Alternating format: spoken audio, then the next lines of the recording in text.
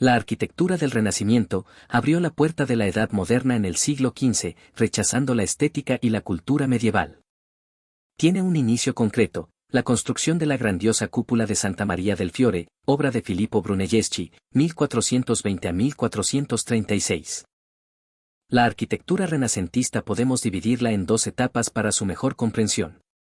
El Quattrocento y el Cinquecento.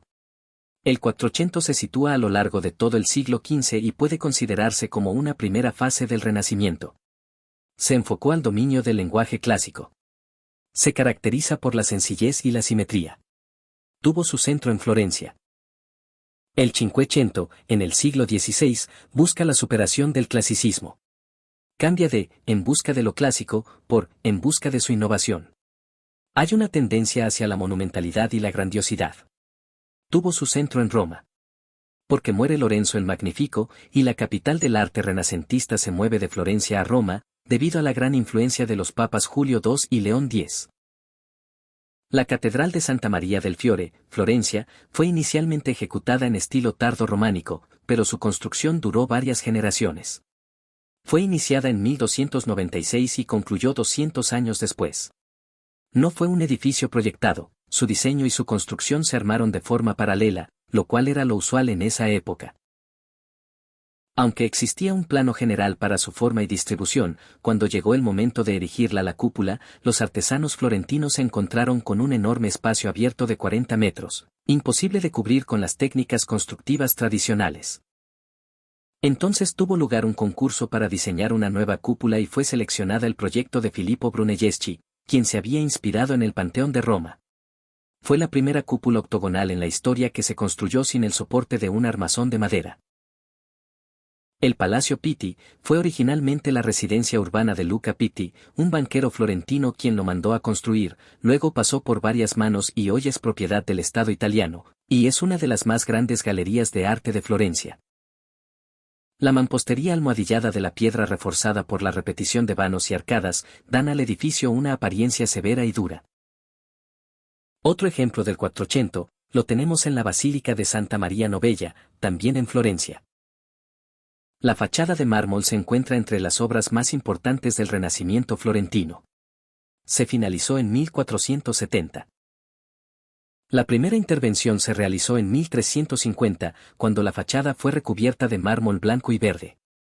De esa época datan los nichos de las dos portadas laterales, de estilo gótico, así como la ornamentación de mármol a recuadros.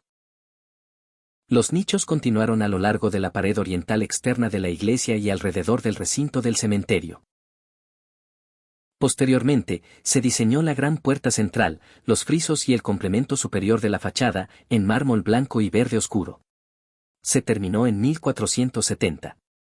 El arquitecto encargado León Battista Alberti armonizó los elementos previos góticos con los nuevos, puramente renacentistas. Vamos ahora con algunos ejemplos del Cinquecento. El templete de San Pietro in Montoro, realizada entre 1502 y 1510. Obra del arquitecto renacentista Donato Bramante. Se caracteriza por su pureza de líneas y austeridad decorativa. La edificación es de planta circular. Dispone de una columnata que envuelve a la cela, la cámara interior de un templo en la arquitectura clásica, cubierta por una cúpula semiesférica. La Basílica de San Pedro en el Vaticano, es un templo católico y cuenta con el mayor espacio interior de una iglesia cristiana en el mundo, tiene 193 metros de longitud, 44,5 metros de altura, y abarca una superficie de 2,3 hectáreas. La construcción del edificio actual se comenzó en 1506, iniciando el Cinquecento. El proyecto fue encargado al arquitecto Donato Bramante. Consistía en un edificio con planta de cruz griega inscrita en un cuadrado y cubierta por 5 cúpulas, la central de mayor tamaño y apoyada en 4 grandes pilares. Los trabajos se iniciaron con la demolición de la antigua basílica paleocristiana, lo que fue muy criticado dentro y fuera de la iglesia por personalidades como Erasmo de Róterdam o Miguel Ángel. A estos escándalos hubo que sumarle el de la venta de indulgencias para recoger fondos para la construcción de la basílica, lo que tuvo un papel importante en el nacimiento de la Reforma protestante de Martín Lutero, que vio los trabajos en su viaje a Roma a finales de 1510, y en base al que escribiría las 95 tesis. Con todo esto, Bramante no pudo ver avanzar demasiado la obra, pues murió en 1514, cuando solo se habían edificado poco más que los 4 grandes pilares que debían sostener la gran cúpula central. Desde 1514 se hizo cargo de la dirección de la obra Rafael Sanzio, con Antonio da Sangallo el joven, que continuó dirigiendo las obras, tras la muerte de Rafael en 1520. Todos ellos cambiaron el plan de Bramante, optando por diseños que se inspiraban en la tradicional planta basilical de cruz latina con un cuerpo longitudinal de 3 naves.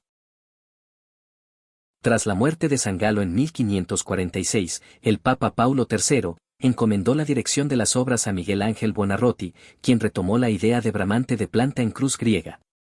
El diseño original de Bramante presentaba problemas estructurales que debieron ser corregidos. La más importante aportación del genio fue la gran cúpula que se encuentra justo sobre el altar mayor. 24 años después de la muerte de Miguel Ángel, fue concluida la cúpula según el diseño definitivo de Domenico Fontana y Giacomo della Porta, que apenas modificaron los planes del maestro. La configuración actual de la basílica en forma de cruz latina fue obra de Carlo Maderno, quien proyectó la fachada, compuesta de balconadas y recorrida por columnas de orden gigante. El pórtico de la basílica es más grande que la mayoría de las iglesias del mundo. La basílica se dio por concluida en 1626. Aunque todavía quedaban muchos detalles por terminar, que fueron completados luego. Esta es una vista del interior. Y esto se terminó.